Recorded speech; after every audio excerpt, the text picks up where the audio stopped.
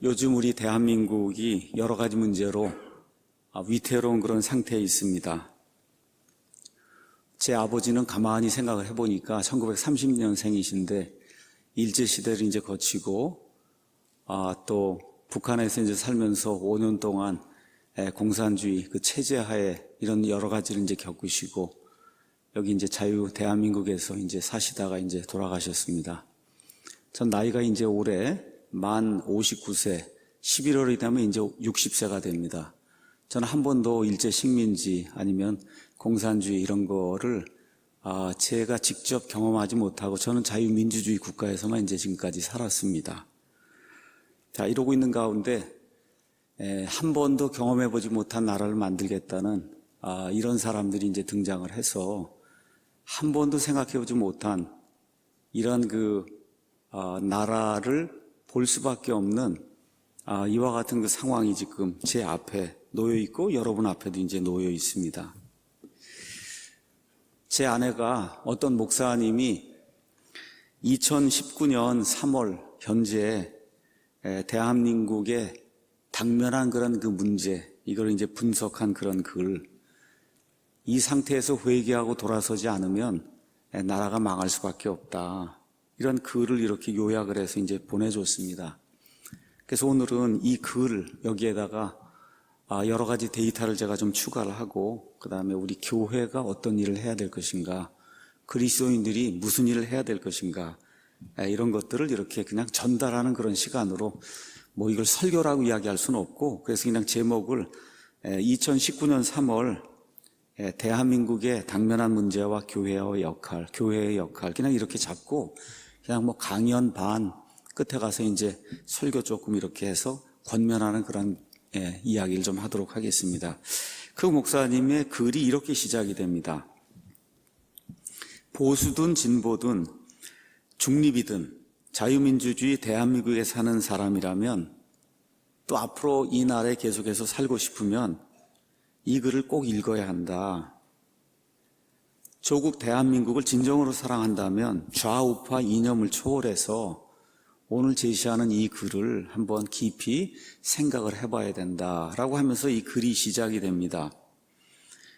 여러분 아시는 것처럼 미국 등에 의해 2차 세계대전이 끝나고 저희는 광복을 맞게 됐는데 우리 힘으로 맞은 것이 아니라 외부 사람들의 그런 힘에 의해서, 그래서 1945년 8월 15일 일본으로부터 이제 해방이 됐습니다. 그리고 정확하게 3년이 지난 1948년 8월 15일 자유민주주의, 자유시장경제 체제를 근간으로 하는 대한민국이라는 그런 나라를 건국을 했습니다. 1945년 이제 2차 세계대전이 끝나면서 그 이후에 많은 식민지 국가들이 구미 열강으로부터 독립하고 유엔에 이제 가입해서 독립국가로 새롭게 이제 출발했습니다. 근데 세계 2차 대전 이후 신생 독립국들 가운데 민주화와 경제 성장을 동시에 이룬 전 세계 유일한 국가, 이 유일한 국가는 대한민국 하나밖에 없습니다. 대한민국의 현 상황을 어떤 분이 이렇게 이제 설명을 했어요.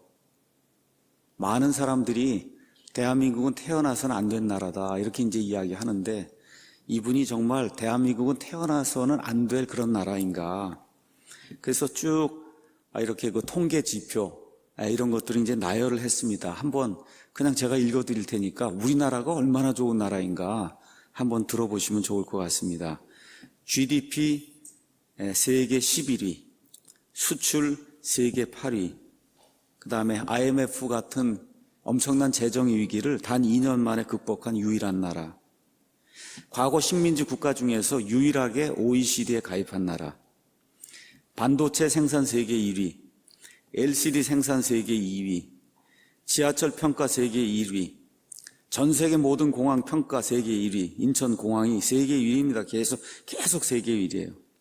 범죄 검거율 세계 2위인 치안이 확보된 나라, 세계 속에 드물게 여성부가 존재하는 나라, 여성의 인권이 우리나라처럼 이렇게 확장이 되는 나라가 거의 없습니다.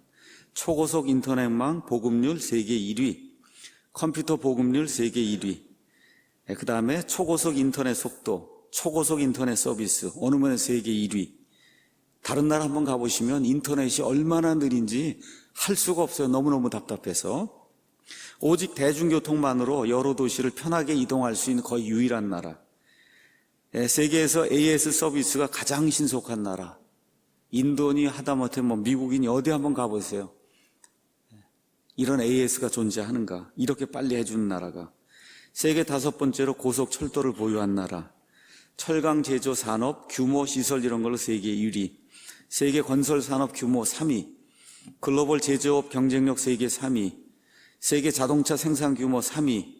국제전기통신연합이 발표한 ICT 발전지수 세계 1위. 특허시장 점유율 세계 7위. 세계 주요국 교육체제 평가 순위 1위. 학교 정보화 시설 세계 2위. 역대 기능 올림픽에서 최근 연속 5회 종합 우승한 나라. 세계에서도 드물게 그것도 식민지 재배에서 벗어난 이와 같은 국가 중에서 UN 사무총장을 배출한 나라. 평균 IQ가 105를 넘어 세계 10위 안에 드는 그런 국가. 문맹률 1% 미만인 유일한 나라.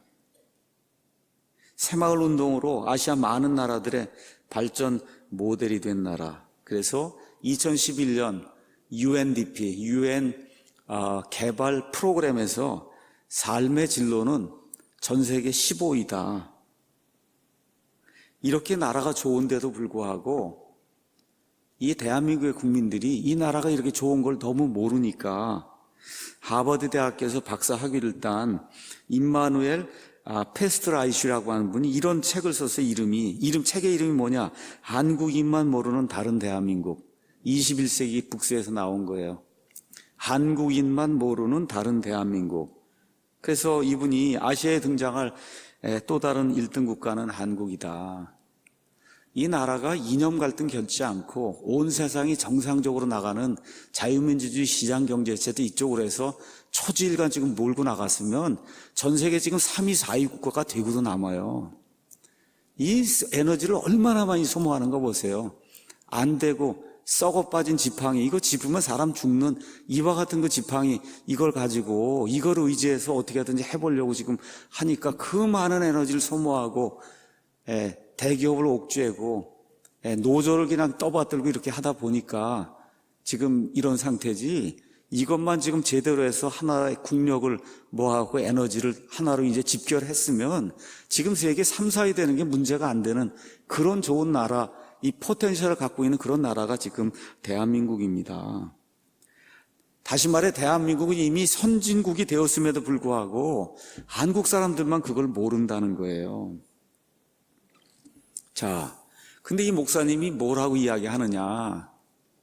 문제가 이제부터 시작이 된다. 그렇게 이야기하는 겁니다. 문제가 이제부터 시작이 된다. 발전은 여기가 끝이고 가만히 본인이 지나온 몇십 년 동안 이 역사를 살펴보니 이제는 이제 내리막길로 내려갈 것만 남아있는 거다, 우리나라가. 며칠 전에 신문 기사를 보니까 3만 불 달성하고 났더니 이제부터 빈곤 국가가 이제 되기 시작한다. 지금 그렇게 나오고 있잖아요. 지금 우리가 그렇게 3만 불 달성을 했어요.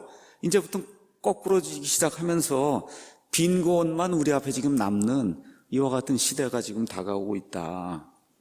자, 그 이유와 원인을 한번 알아보자고 이 목사님이 이런 내용들을 이렇게 정리를 한 겁니다. 먼저 첫 번째, 발전의 한계와 모순이 있다. 무슨 얘기냐? 어떤 나라의 역사든 부침이 있다는 거예요. 이렇게 올라갈 때가 있고 내려갈 때가 있다. 어느 나라든 다 그렇다는 겁니다. 그래서 결국 로마 제국도 멸망했고 몽골 제국도 이제 사라졌고, 아시는 것처럼 한때 해가 지지 않는 그런 나라라고 하는 그 영국이 만들어 놓았던 그런 대영 제국도 이제 다 결국은 패권을 미국에 내주었고, 또 미국도 한 200년 지나가면서 여러분 아시는 것처럼 이제 결국은 패권을 이제 내주고 결국은 몰락하게 됩니다. 자, 이렇게 모든 나라가 이렇게 올라갔다가 결국은 내려가고 올라갔다가 내려가고 하는 이와 같은 그 역사적으로 이와 같은 일들이 있는 게 그게 사실이다. 부침이 있는 게 사실이다. 그럼 대한민국도 지금까지 쭉 올라왔잖아요. 그러니까 이제 뭐가 있어요? 내려가야 되는 게 맞아요. 내려가야 되는데 문제가 있어요. 하나의 차이가 있다는 거예요. 그것은 다른 나라와 달리 대한민국의 발전, 여기에는 피로가 너무 급격하게 빨리 왔다는 거예요. 너무 빨리 이게 쭉 올라왔다가 지속이 좀 쭉 되는 가운데 나중에 이렇게 천천히 내려와야 되는데 그냥 급격하게 이제 몰락할 수밖에 없는 이 정도의 피로 현상이 지금 대한민국에 존재하고 있다. 그래서 이분이 이렇게 했어요. 뭐 술을 드시는 분인지 모르겠지만 목사님인데 샴페인을 너무 일찍 터뜨렸다. 그렇게 이야기하더라고요. 샴페인을 너무 일찍 터뜨렸어요. 하다 보니까 이 흘러내린 술에 온 국민이 취해서 나라가 지금 비틀거리고 있다. 그래서 내부 모순으로 나라가 좌우 종횡 이랬어요. 좌우 종횡 4분 5열 지금 갈라지고 있고, 그걸 가만히 살펴보니까 조선 말기에 사색당파, 이것 때문에 결국 국가가 멸망하는 이와 같은 거를 자기 목사가 성경을 조명해보고 역사를 이렇게 조명해볼 때 이게 앞으로 계속 진행이 되면 그러면 이와 같은 악한 일이 생길 수밖에 없다고 이런 원인과 이런 그 분석을 이제 내놓고 있습니다. 그러면서 이분이 이렇게 이야기했어요. 하늘은 스스로 돕는 자를 돕지만 스스로 망하는 자는 버린다. 이렇게 이야기를 했습니다. 맞습니다, 여러분.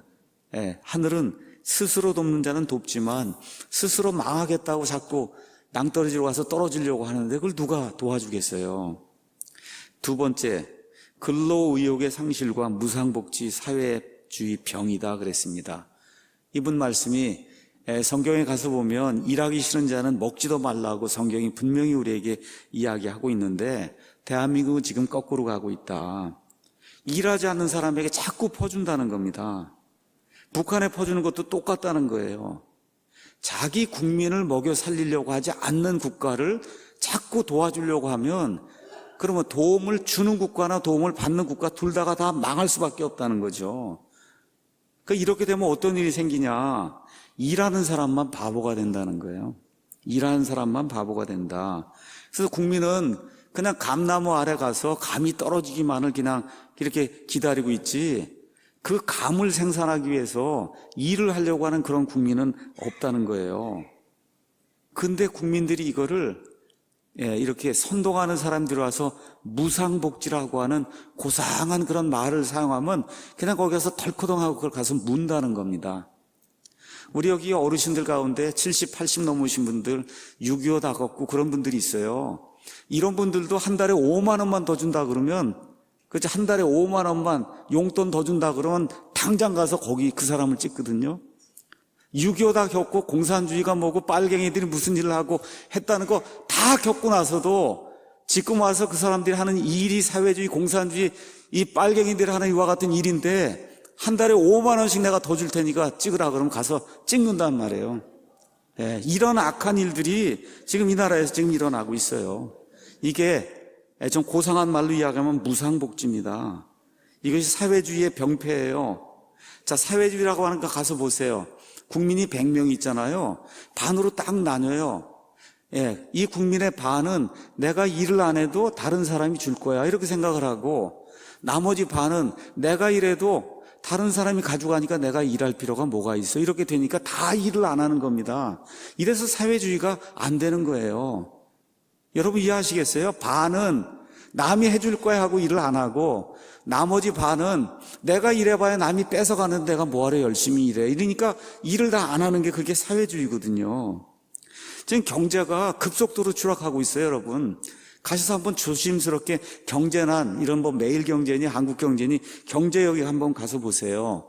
며칠 전도 아닙니다. 그저께인가요? 3월 15일 날 IMF가 이례적으로 경고를 했어요. 한국 이대로 잘못 나가면 경제 파탄 맞는다 경고했습니다. 그리고 3월 4일 날 국제신용평가에서 무디스가 올해 한국의 경제성장률 전망치를 2.1%로 또 낮췄어요. 그렇게 하면서 지난해 11월 전망 때보다 0.2%포인트 또 이제 하향 조정한 겁니다. 우리나라 정부는 2.6에서 2.7이라고 이렇게 이야기했는데 무디스는 2.1% 이거 달성하기가 쉽지 않으니까 그래서 조심해야 된다 하고 뭐라고 썼냐면 쇼크 수준이라 그랬어요. 쇼크 수준이다.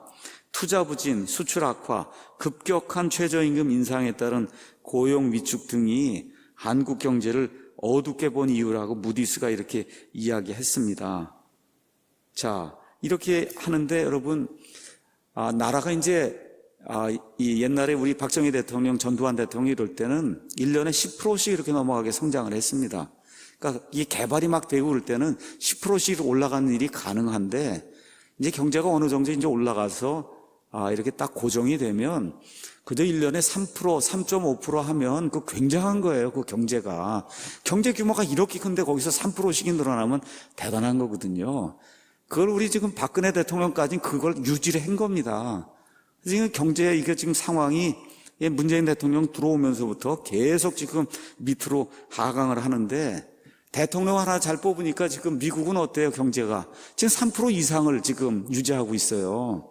그 큰 경제가 매년 3% 이상을 지금 이렇게 성장하는 그와 같은 그 말 그대로 호황기를 지금 맞고 있는 겁니다. 문재인 그 정권은 아주 재주가 좋습니다. 그냥 손만 대면 적자예요. 그래서 2018년 국민연금 수익률이 10년 만에 마이너스를 기록했어요. 마이너스 0.92%. 여러분 무슨 얘기인지 아시죠? 앞으로 여러분이 받게 될 국민연금이 계속 줄어든다는 거예요. 지금 좋아할 일이 아닙니다. 여기 20년, 30년 이게 지나게 됐을 때 이렇게 해서 계속 마이너스로 나가게 되면 말 그대로 쪽박 차는 겁니다. 없는 겁니다. 남는 게. 지금 이렇게 되는 거예요. 건강보험도 8년 만에 적자 기록했어요. 결국 모든 국민이 다 부담해야 되는 그 부담액이 계속 증가할 수밖에 없는 거예요. 일자리 창출한다고 54조 원을 갖다 썼어요. 그래서 만들어낸 게 10만 개도 안 됩니다. 그렇죠? 예. 한 번도 경험해보지 못한 나라를 지금 만들고 있는 거예요. 지금 이게 지금 우리나라의 근로의욕 상실, 무상복지, 사회주의 병이라고 이 목사님이 이제 그렇게 진단을 했습니다. 세 번째는 이념의 혼란, 이렇게 이제 그분이 이야기를 했습니다. 이념이란 뭐냐? 그것은 이상을 실현하려는 생각과 사상이 그게 이념이다. 그래서 공산주의도 지상 낙원을 꿈꾸며 가꾼 그런 이념입니다. 그런데 제가 지난번에도 한번 설명한 것처럼 지난 100년 동안 공산주의 실험을 소련, 중국, 베트남 등 여러분 잘 아시는 것처럼 그런 모든 국가들이 그 이론, 그걸 가지고 실험을 실질적으로 국민에게 행했어요. 그 한 일이 뭐예요? 한 결과가 뭡니까? 전 세계에서 제일 못 사는 나라가 된 거 아닙니까? 그렇죠? 국민의 자유도가 제일 떨어지고 이 세상에 제일 못 사는 나라가 된다는 게 공산주의 실험을 한 그런 결과예요. 그 결과 또 어떻게 됐어요? 공산주의 하는 국가에서 1억 명 이상의 무고한 사람들 죽임을 당한 거 여러분 기억하십니까? 예. 이게 지금 우리 눈앞에서 역사적으로 증명이 돼 있음에도 불구하고 지금도 공산주의 사회주의라고 하는 그런 이념을 그걸 어떻게 하든지 해서 이 나라를 좌경화하려고 하는 그런 사람들이 너무 많다는 겁니다. 그래서 어느 면에서 지금 유일하게 공산주의 국가가 하나 남아있다, 그게 북한이다. 여러분, 중국은 엄밀한 의미의 공산주의 국가가 아닙니다. 러시아, 베트남 엄밀한 의미의 공산주의 국가가 아니에요. 정치는 공산주의를 하지만 경제는 다 자유시장 경제를 지금 하고 있는 거예요. 공산주의를 다 해보니까 안 됩니다, 이게. 그러니까 어떻게 해요? 체제만 공산주의 체제를 하고 나머지는 다 자유경제 체제를 지금 할 수밖에 없는 거거든요. 근데 유일하게 정치든 경제든 모든 거를 공산주의 그런 이념으로 그 지금까지 시행하고 있는 유일한 나라가 북한 하나밖에 없어요.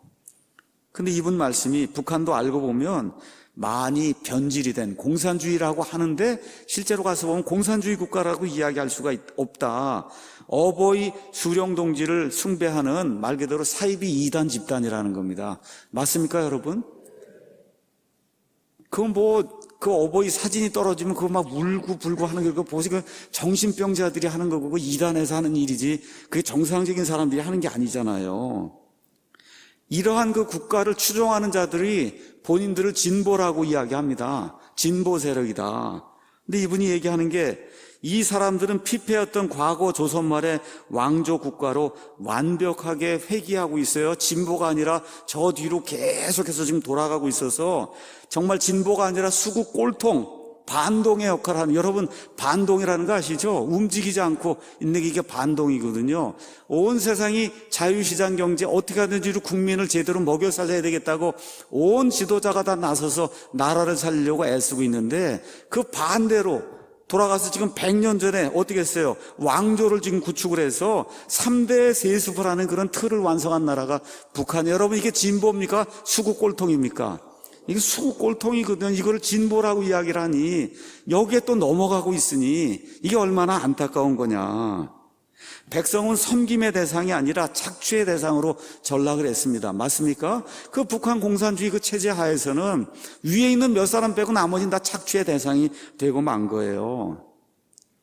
제가 좀 그림을 보여드리려고 했는데 시간이 없었습니다. 전혀 산하를 돌보지 않아서 말 그대로 북한 땅의 거의 모든 산, 거의 모든 이런 가천이란 이런 모든 것들이 다 사막으로 변했습니다. 그러다 보니까 비만 조금 오면 어떻게 해요? 다 홍수가 나고 사람이 살 수가 없고 농작물을 재배할 수 없으니까 계속해서 사람이 굶어 죽는 그와 같은 일이 지금 북한 땅에 지금 일어나고 있는 거예요. 이분이 또 뭐라고 이야기했냐? 백성은 상시적으로 굶기 때문에 DNA가 난쟁이로 변했다는 거예요. 우리나라 사람보다 10cm, 15cm가 지금 작지 않아요. 맞습니까, 여러분? 네. 이건 지금 북한만 그런 게 아니에요. 지금 베네수엘라도 지금 먹지 못해서 전 국민이 평균 10kg 정도 체중이 지금 빠지고 있어요. 네. 자연 다이어트, 그걸 이름을 마두로 다이어트다 그렇게 얘기하는 거 아닙니까? 마두로가 그렇게 다이어트를 시켜줘서 마두로 다이어트를 해서 그냥 온 국민이 그냥 살이 빠지는 이와 같은 일이 지금 생기고 있어요. 이것이 이 진보주의자들이 꿈꾸는 지상낙원의 현주소다. 이분이 그렇게 이야기하는 겁니다. 이 북한의 지상낙원을 만든다고 하는 그 자들이 만들어 놓은 지상낙원이 저런데도 불구하고 저기가 좋다고 추앙하는 자들이 지금 이 땅에 살고 있다는 겁니다. 그래서 북한 공산주의자들이 다 포기하고 지금 핵무기 하나에 집중해서 승부를 걸고 있는데 이 핵무기는 두 가지 용도다. 하나는 위협용이고 하나는 자폭용이다. 그래서 위협해갖고 실리를 취하려고 하는데 안 되면 너 죽고 나 죽고 나 죽자라는 벼랑 끝 전술로 지금 핵무기를 지금 개발하고 있다. 그러면서 이분이 뭐라고 얘기했느냐. 그냥 북한만 그러면 좋은데 문제는 이 땅에 그들의 편을 드는 종북 세력이 너무 많이 있다는 거예요. 너무 많이 있다. 이 종북 세력이야말로 북한이 믿는 도끼라는 거예요. 이 남한을 찍어버리려고 하는 도끼. 이들이 존재하는 한 북한은 결코 변하지 않는다. 이 땅에 종북 세력이 존재하는 한 북한은 절대 변하지 않는다고 이 목사님이 이야기하는 거예요. 여러분, 이번에 문재인 대통령 개각한다고 해서 통일부 장관 이렇게 해서 후보자 낸 거 보셨죠? 여러분 한번 그 사람의 발언과 그렇죠? 나와 있는 그 자료를 한번 가서 보세요. 이게 대한민국 시민인지 의심이 가지 않습니까? 이 사람이 정말 대한민국 시민인가? 이 자유 대한민국에서 살면서 이런 말을 하거나 이런 일을 할 수 있는 그런 사람인가? 정말 인격이 제대로 돼 있는 사람인가? 의심이 되는 그런 사람이 통일부 장관으로 지금 추천이 되어 와 있는 겁니다. 이렇게 대한민국의 가치를 반대하고 북한을 주장하고 미국을 반대하는데 또 아이러니가 있어요. 가서 보세요. 아이들은 다 어디 보내요? 미국에 보내잖아요. 참 이런 아이러니. 이게 위선인 겁니다. 좌파들의 이 위선. 미국 싫다 그러고 반미하고 중국 좋다 그러고 북한 좋다 그런 건 그럼 그쪽으로 유학을 보내야 될 거 아닙니까? 애들도 북한의 평양으로 보내야 되는데 꼭 애들은 미국으로 보내는 거예요. 그러면서 반미를 합니다. 이러한 사람들이 바로 북한이 믿고 있는 남한을 찍어 없애려고 하는 그런 도끼라고 이분이 이제 이야기하는 거예요. 그 다음에 이제 네 번째는 대한민국이 그것 말고도 망할 수밖에 없는 이유가 있다. 성문란과 도덕적 타락. 망하는 나라의 말기 증상으로 빠지지 않는 것이 하나 있는데 그것이 성적 문란이다. 그러면서 이분이 그렇게 얘기하는 거예요. 긴 얘기 필요치 않다. 빅뱅 이번에 승린이 정준영 사건이 몰카 사건이 그 이야기하면서 이것은 누구나 다 알면서 그러면서 모르는 척하면서 자신은 아니라고 손사래를 치는 이와 같은 현상이다. 여러분 요새 중학교 아이들 이렇게 남녀 아이들 이렇게 다니는 거 보세요. 그 껴안고 이러고 이런 거 보면 이거 상상할 수 없는 그런 일이거든요. 그렇지 않습니까? 부부 같아요, 부부. 부부보다 더해요. 그걸 그냥 대낮에 지금 애들이 그러고 사는 지금 사회가 지금 우리 앞에 놓여 있는 거예요. 요즘 동성애가 화두다 그 말씀하시면서 커밍아웃이 자랑이 됐어요, 여러분. 옛날엔 부끄러워갖고 숨어 다녔는데 이제 동성애 와서 커밍아웃하면 그냥 사람들이 전부 자랑스러운 그런 일이라고 칭찬하는 그런 일이 된 거예요. 여기서 지금 모자라서 또 어떻게 돼요? 법을 만들어갖고 차별을 금지하자고 하고 있지 않습니까? 여러분, 동성애자 차별하는 분 있어요? 동성애자가 오면 자동차 타지 말라고 그러고 전철 타지 말라고 그러고 뭐 하지 말라고. 여러분, 무슨 차별 대우가 이 사회에 있습니까? 없습니까? 하나도 없어요. 그거 자기 좋아서 하는데 누가 뭐라 그럽니까? 그렇지 않습니까? 누가 뭐라 그래요? 아무도 관여하지 않아요. 다만 이런 동성애 차별 금지법 이런 게 만들어지면 그때부터 우리가 역차별을 당하기 때문에 그래서 우리가 반대하는 거지. 그분들이 뭐 동성애라든 뭐 하든 우리가 무슨 얘기를 합니까? 할 이야기도 없는 거고. 다만 그렇게 법을 만들어버리면 이슬람 난민법이냐해서 그걸 보호해주겠다고 만들어버리면 이 안에 사는 시민들이 오히려 역차별을 당하기 때문에 그래서 우리가 반대하는 거 아닙니까? 맞습니까, 여러분? 그래서 이분이 이야기하는 거예요. 우리가 한번 묻는다. 왜 하나님은 사람을 남자와 여자로 구분해서 창조하셨을까? 한번 우리가 물어봐야 된다는 거예요. 또다시 묻는다. 그러면 이렇게 하면 종족 보존은 어떻게 되냐? 남자와 남자가, 여자와 여자가 이렇게 살면 어떻게 이 대한민국 종족 보존이 될 건가? 여기에 대한 대해답이 없이 계속 이 방향으로 나가서 특별히 동성애가 창궐하게 되면 이것은 대한민국의 자멸, 그 다음에 멀리 나가서는 인류의 자멸로 이어질 것이다. 이제 그렇게 이야기하십니다. 다섯 번째, 이 나라의 부정부패, 이것 때문에 국가가 망할 수밖에 없는 그러한 시점에 와 있다. 그래서 이렇게 이야기해서 부정부패라는 거는 기회를 선점하려고 하는 잘못된 그런 노력이다. 아니면 노력을 하지 않고 과실만을 따먹으려는 공짜 심리가 그게 부정부패다. 그래서 여기에 문들러서 이렇게 돈 조금 주고 이렇게 하면 뭐가 이렇게 올라가고 그러면 누가 일을 하겠어요? 그렇잖아요. 그러니까 돈 있는 사람은 계속해서 좋은 지위를 차지하고 좋은 걸 차지하고, 그렇죠. 땅 사고 하는 것도 정보가 빠져나가면 돈 있는 사람이 가서 땅을 다 사고 그러면 그럼 거기 땅이 또 오르게 되고, 이러한 이 악순환이 계속해서 반복이 되기 때문에 이 부정부패가 심해지게 되면 아무도 일을 힘들어가면서 하려고 하지 않는다는 거예요. 그래서 이와 같은 사회에는 불법과 편법만이 대접을 받게 되고 법을 지키는 사람은 어리석은 사람이 되고 만다는 겁니다. 이렇게 되니까 어떤 일이 생기냐? 정상인과 비정상인의 위치가 바뀐다는 거예요. 그래서 어떤 분이 그렇게 이야기했죠. 애꾸 나라에 가면 두 눈 가진 사람이 비정상인이 된다고. 그쵸? 다 눈이 하나밖에 없는데 거기 두 눈 가진 사람이 가면 그 사람들이 이 사람을 뭐라 그래요? 비정상인이라 부른다는 거예요. 지금 나라가 이 지경이 지금 되고 있는 거다. 그래서 나라가 망하는 조건에 이 부정부패도 빠지지 않는 단골손입니다. 이분이 이제 그렇게 이야기하고 있어요. 여섯 번째, 대한민국이 또 망할 수밖에 없는 또 하나의 이유가 있다. 그건 뭐냐? 심각하게 생각해야 될 것이 있다. 인구 감소라는 겁니다. 인구 감소. 아기를 낳지 않아요. 대한민국은 땅이 좁습니다. 그동안 인구가 많았어요. 그 많은 인구, 좋은 머리를 가지고 세상을 개척해서 지금 경제에 10대 대국간에 지는 이와 같은 엄청난 쾌거를 이루었습니다. 근데 아시는 것처럼 OECD 국가 중에 거의 맨 밑이에요. 부부가 결혼해서 애를 한 명을 지금 못 낳는 이와 같은 지금 상황이 우리 앞에 지금 놓여 있습니다. 출산율은 계속해서 떨어지고 고령인가는 계속해서 급속도로 이렇게 증가하고 있으니까 나라가 유지가 될, 희망적으로 유지가 될 수 있는 그런 가능성이 계속해서 줄고 있다는 거예요. 자, 인구 감소, 여기에는 뭐 여러 가지 그런 조건들 이런 것들이 이제 거론이 될 수가 있습니다. 근데 중요한 것은 대한민국의 지금 인구 감소는 복원될 가능성이 거의 없다는 거. 이걸 어떤 식으로 해서 복원시킬 그런 가능성이 거의 없기 때문에 지금 나라의 몰락을 우리가 눈앞에 지금 두고 있다는 거예요.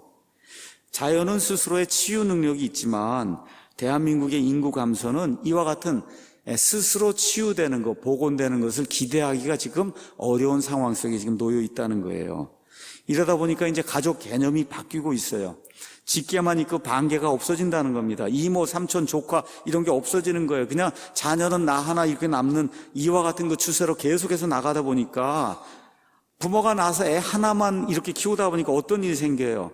그 아이가 배려라든지 협조라든지 같이 협동한다든지 이런 걸 모른다는 겁니다. 이와 같은 사회가 계속해서 1년, 2년, 10년, 20년, 30년 이렇게 지속이 되면 그럼 이와 같은 악한 사회 현상으로 번지면서 국가라고 하는 그런 공동체는 골다공증 앓듯이 이런 사람들이 계속해서 채워지게 되면 그럼 다 이기심만 가진 그런 사람들로 남게 돼서 결국 국가가 멸망할 수밖에 없다.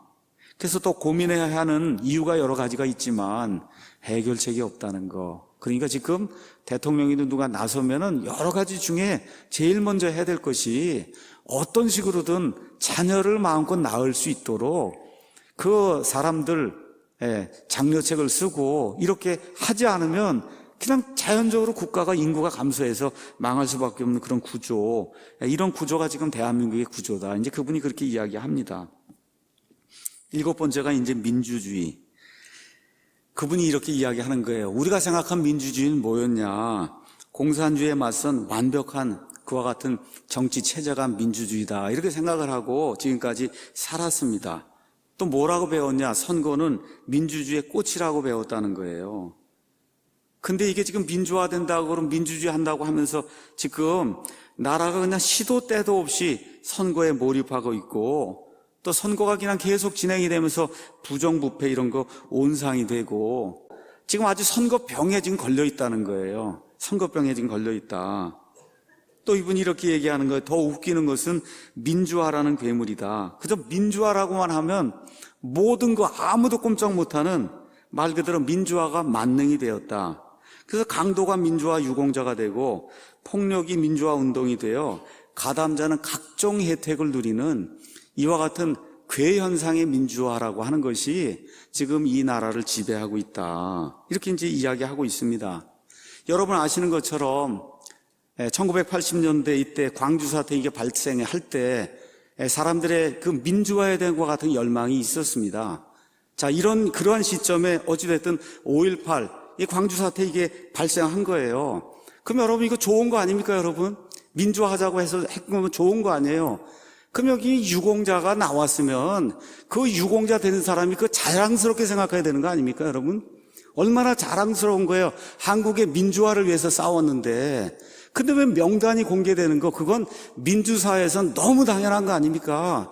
그 명단이 공개돼야 저 사람이 한 일이 정말 우리나라 모든 사람들이 칭송해야 될 민주화 운동이야. 그렇죠? 그래서 저 사람에게 당연히 포상을 줘야 되고 이게 우리가 해야 될 일이 하고 그 사람을 기리는 게 그건 너무 당연한 일이에요. 근데 왜 그래요? 안 합니다. 민주하고 유공자가 무슨 일을 했는지, 왜 유공자가 됐는지 밝히질 않고 있는 거예요. 이건 민주주의 국가에서 있을 수 없는 겁니다. 그렇죠? 도대체 어떤 사람이 어떤 이유로 유공자가 돼서 대대손손 이어가면서 잘 살아야 되고 또 가산점까지 받아갖고 판사, 검사, 경찰, 고위공무원, 말단 공무원 할 거 없이 이 나라 근간을 이루고 이런 공무원 사회에 이 사람들이 계속 들어가서 정권을 유지하고 모든 걸 하게 되면 이 나라가 망할 수밖에 없잖아요. 그렇죠? 그러니까 이분이 이제 이야기하는 게 이런 것들이 민주화라고 하는 그런 그 이름을 통해서 괴물로 등장을 해서 이렇게 하다 보니까 지금 어떻게 뭐가 나왔어요? 하여튼 5.18만 언급하면 형사처벌하겠다는 이런 법을 만들겠다. 이렇게 지금 나오고 있잖아요. 여러분 이게 민주화냐? 어떻게 생각해요? 이게 여러분 민주화입니까? 있을 수 없는 일이잖아요. 있을 수 없는 일이다. 있을 수 없는 일이거든요. 이것이 진정한 그런 민주화라고 이야기하고 거기에 했던 그런 유공자들이 정말 민주화를 위해서 한 분이라 그러면 저와 여러분이 도와줘야 되고 자손들 도와줘야 되는 거 너무 당연한 거예요. 그래서 이대로 더 진행되면 국가가 멸망한다는 거예요. 그러다 보니 이분이 얘기하는 거예요. 배 타고 놀러 가다가 사고로 죽은 자들도 유공자 자격을 달라 그런다. 그렇잖아요. 지금 그렇게 하고 있잖아요. 광장에 촛불을 들면 그것도 민주운동이라고 그렇게 이야기한다는 거예요.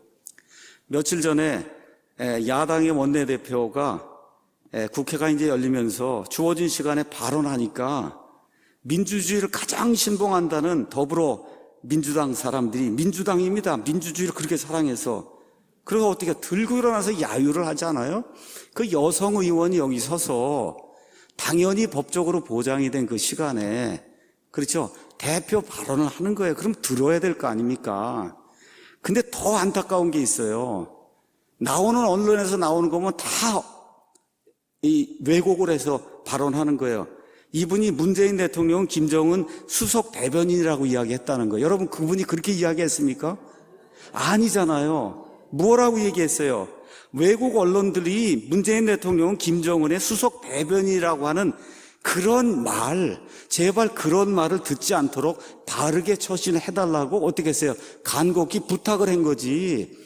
문재인 대통령이 수석 대변인이라고 얘기한 게 아니거든요. 여러분 가서 보시면 다 이 원내대표가 문재인 대통령 김정은 수석 대변인이라 그렇게 이야기했다는 거예요. 앞뒤 가서 그 동영상을 보세요. 이분이 간절하게 그렇게 불리지 않도록, 너무 창피하니까 그렇게 불리지 않도록 좀 처신을 좀 바르게 좀 해주십시오 하고 간곡히 부탁하는 게 그 연설의 핵심이었습니다. 내 말만 민주주의고 다른 사람 하는 말은 다 부정하면 그러면 그게 민주주의가 아니지 않습니까? 더구나도 이 민주주의 한다는 사람들이 역사를 심각하게 왜곡하고 있어요. 이승만, 박정희, 전두환 대통령 등의 공로를 완전히 부정하고 있습니다, 여러분. 아닙니다. 대한민국은, 지금의 대한민국은 이런 사람들의 유산이에요. 저와 여러분이 먹고 살고 있는 거, 여러분, 이런 분들의 피땀 어린 이와 같은 노력이 있었고 국민들이 여기에 부응해서 따라와 줬기 때문에 지금 이 나라가 지금 존재하는 겁니다. 성경에 하나님이 가장 미워하는 게 뭔지 아세요? 배은망덕입니다, 여러분.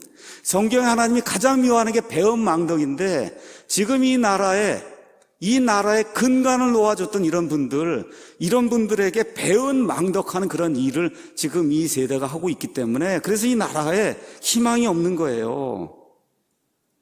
이게 민주당만 그런 게 아닙니다. 자유한국당은 자당의 대통령을 탄핵해서 민주주의의 법치, 민주주의의 근간인 법치를 완전히 붕괴시켜 버렸어요. 그러니까 지금 뭐 여당 야당 할 거 없이 오직 내가 국회의원 한 번 더 할 수 있느냐 없느냐, 그렇죠? 이러한 그 가치를 가지고 이 국가를 운영하려고 하는 그런 사람들이 저 위에 있기 때문에 지금 이 나라가 지금 어렵다는 거예요. 얼마 전에 펜앤마이크에서 특종 기사를 터뜨렸죠. 박근혜 대통령 탄핵하기 전에 헌법재판소 재판관들이 이미 8명이 다 작당을 하고 그렇게 해서 이 8대 0으로 탄핵을 지금 시키려고 하니 미리 하야해라. 그렇게 해서 이 사람을 보내갖고 뭘 한 겁니까? 재판 농단을 한 거잖아요. 이런 건 이 민주국가에서 있을 수 없는 일이거든요. 민주국가에서 있을 수 없는 일이다. 이런 걸 다 민주화라고 그러고 민주주의라고 하면서 이렇게 떠들고 다니는 이런 사람들, 제가 다시 말씀드릴게요. 여당 야당 가릴 거 없어요. 지금 다 이렇게 이제 하면서 오직 자기의 이득을 위해서 국회의원 한 번 더 하려고 하는 거, 그걸 위해서 지금 이 모든 걸 갖다 내팽개치고 있고, 국가가 어떻게 되든 아이들이 어떤 교육을 받든 뭐가 어떻게든 상관없이 국회의원 한 번만 더 하려고 하는 이런 악한 사람들, 이렇기 때문에 지금 나라가 어려워진다는 거예요. 그래서 이분이 이렇게 표현했어요. 나라의 등골을 빼먹자는 찰나적 이기주의의 본질이다. 나라의 등골을 빼먹는 겁니다, 여러분. 나라의 등골. 그러면서 이것을 속된 말로 하면 먼저 먹는 놈이 임자라는 말이다. 먼저 먹는 놈이 임자다. 그러면서 뭐라고 또 얘기했냐? 이런 사회는 짐승들이 사는 정글 사회다. 이게 사람 같은데 이게 사람이 아니라 짐승이 사는 정글 사회라고 이야기했어요. 그러면서 뭐라고 끝에 이야기하냐? 여기에서 살아남으려면 인간은 결국 짐승으로 변해야 되는데 이 대한민국이 지금 인간이 아니라 짐승으로 변하는 그러한 국가다. 이렇게 되면 이 대한민국 사회는 결국 문을 닫아야 된다라고 이 목사님이 우리나라의 이와 같은 그 현실을 이렇게, 이거 말고도 뭐 많이 있죠. 그렇지만 이런 것들을 한 10가지 정도 이렇게 이제 해서 이야기를 했습니다. 그 중에 제가 7가지만 이제 이야기를 했습니다. 저는 여기에 추가해서 대한민국의 가장 큰 몰락하려고 하는 가장 큰 이유가 뭐냐? 저는 교회의 타락이라고 믿습니다. 교회의 타락.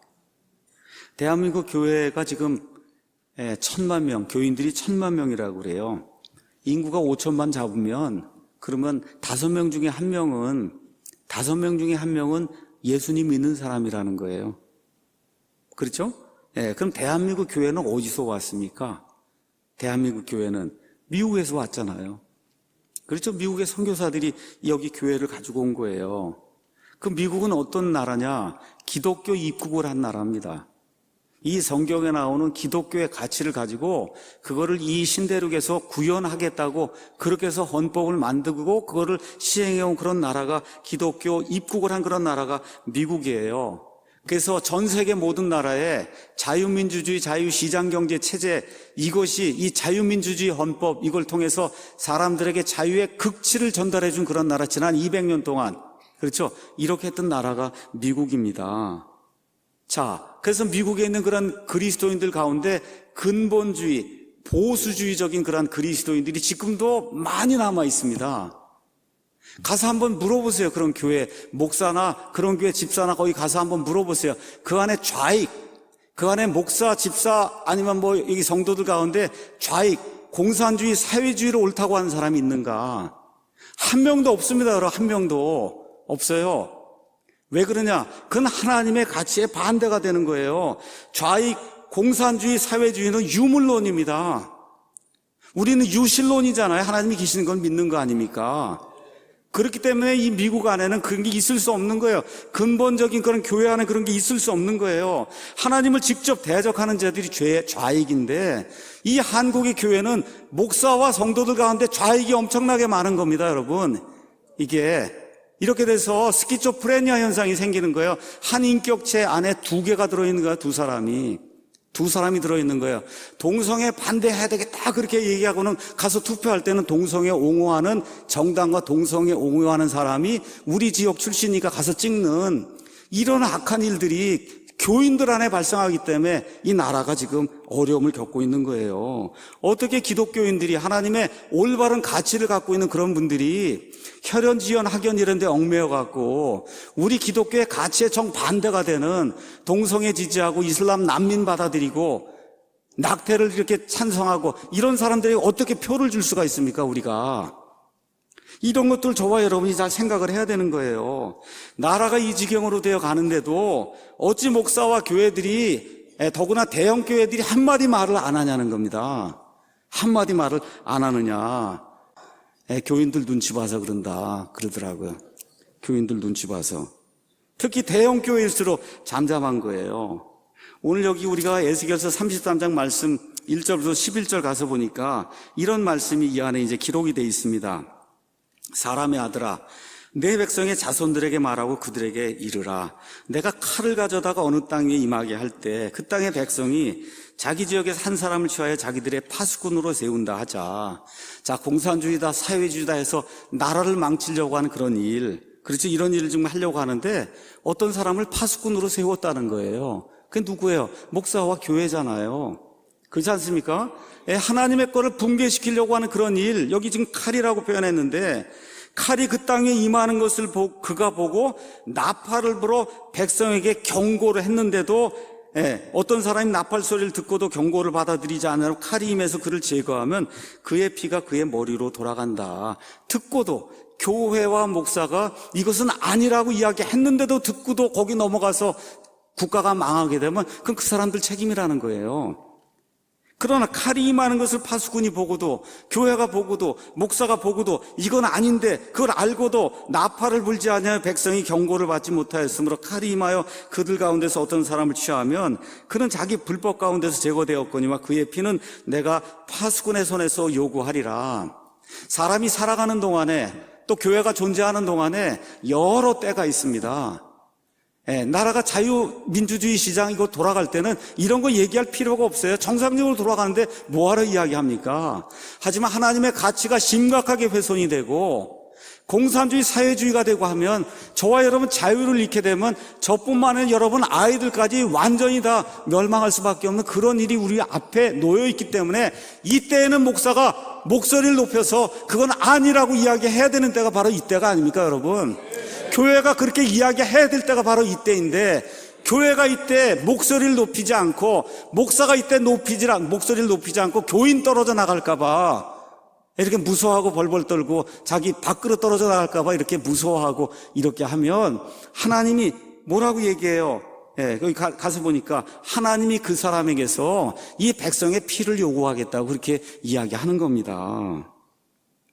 8절에 가서 보니까 내가 사악한 자에게 말하기를 오 사악한 자야 내가 반드시 죽으리라 할 때 내가 그 사악한 자에게 말로 목사와 그 다음에 이 백성들이 가서 경고하는 거예요. 너 이 길에서 떠나지 않으면 죽는다.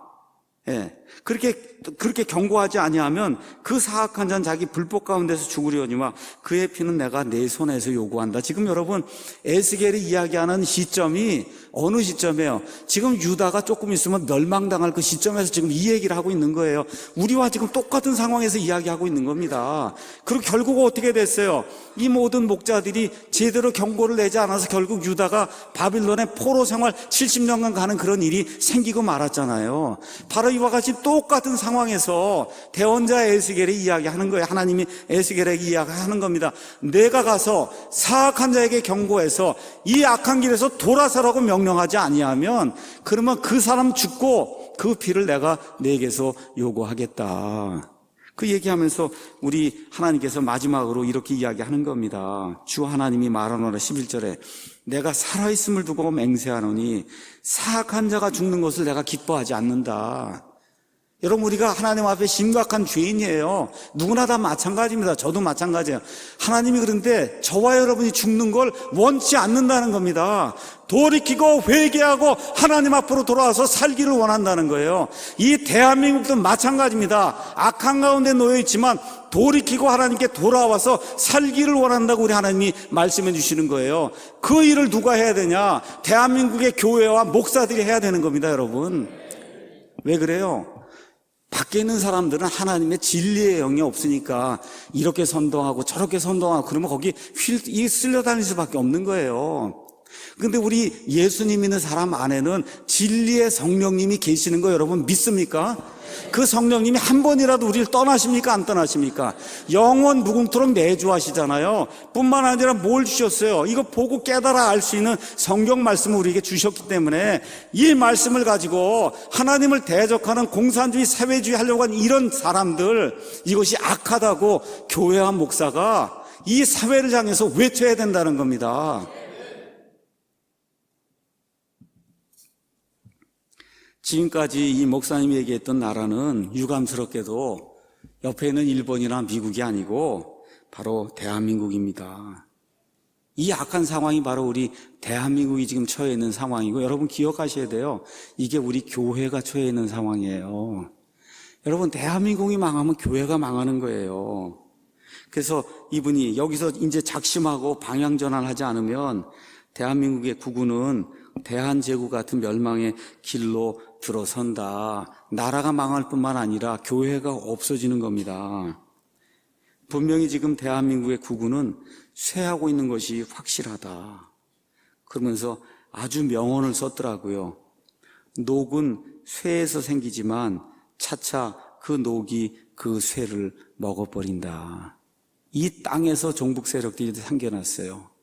근데 결국은 그 종북 세력이 이 땅을 먹어버린다는 거예요. 이와 마찬가지로 마음이 옳지 못하면 그 마음, 악한 마음이 그 사람을 먹어버린다는 겁니다. 그러면서 이분이 진정 조국 대한민국을 사랑한다고 하면 이 글을 읽고 아는 사람들에게 자꾸 보내고 그리고 후손을 위해서 계몽을 해야 된다. 그러고서 이제 글을 마치고 있습니다. 여러분, 커다란 아파트가 이렇게 있어요.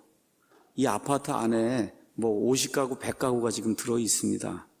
그냥 자기 집 가꾸려고 애를 써요. 그냥 예쁘게 해야 되겠다 그러고. 근데 어떻게 아파트 건물 자체가 지금 붕괴가 되고 있어요. 아파트 건물이 붕괴가 되고 있어요. 이 국가가 아파트입니다. 그 안에 교회들이 다 하나씩 이 방을 지금 차지하고 있는 거예요. 자기 교회 뭐 하는 건 이거 하느라고 아무리 꾸며봐야 건물이 붕괴가 되면 어떻게 돼요? 다 폭삭 망하는 거거든요. 이걸 저와 여러분이 꼭 기억을 해야 되는 거예요. 무너지는 국가를 세우는 것이 지금 이 시대에 교회가 해야 될 일입니다, 여러분.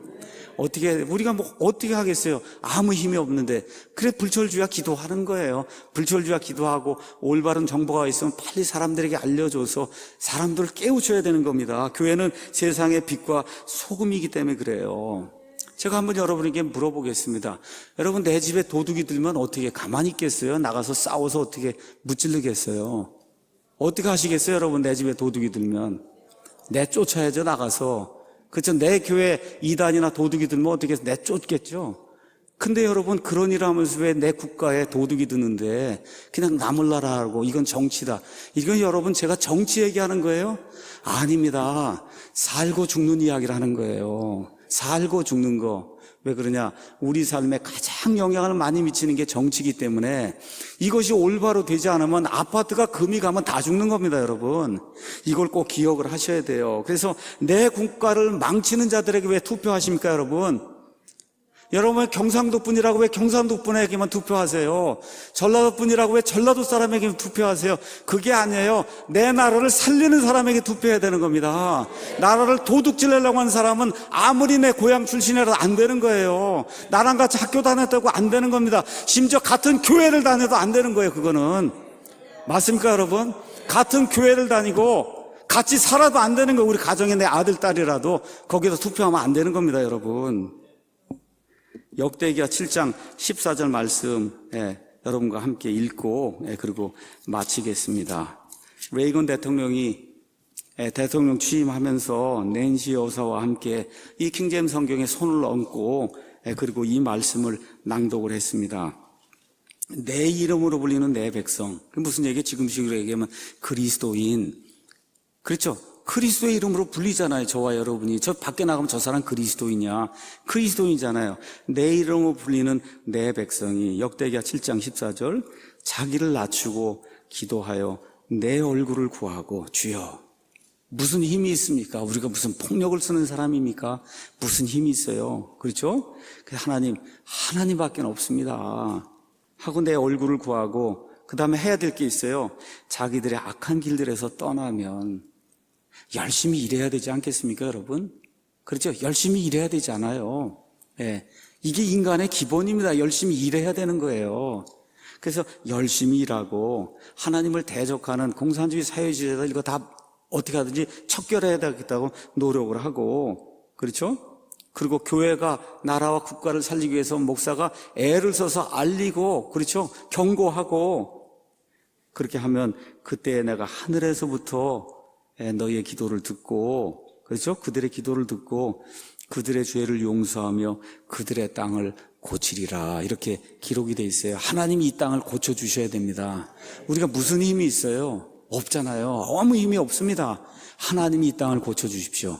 그래서 저와 여러분이 기도하셔야 돼요. 아침, 점심, 저녁 할 거 없이 시간이 나고 차 타고 다니고 이렇게 하면서 항상 하나님 이 땅을 고쳐주십시오. 우리가 할 수가 없습니다. 우리가 마지막 이 남은 이 시대에 그래도 하나님의 말씀을 전달해서 사람들 구원하고 그러다가 이제 공중에 휴거돼서 올라가기 전까지는 그래도 자유민주주의 국가에서 우리가 살아야 될 테니 하나님 이 땅을 고쳐주십시오 하고 저와 여러분이 간절히 기도해서 이와 같은 그 간절한 기도를 통해 하나님의 응답을 받는 21세기 살아가는 우리 자유 대한민국의 모든 성도들이 되기를 예수님의 이름으로 축원합니다.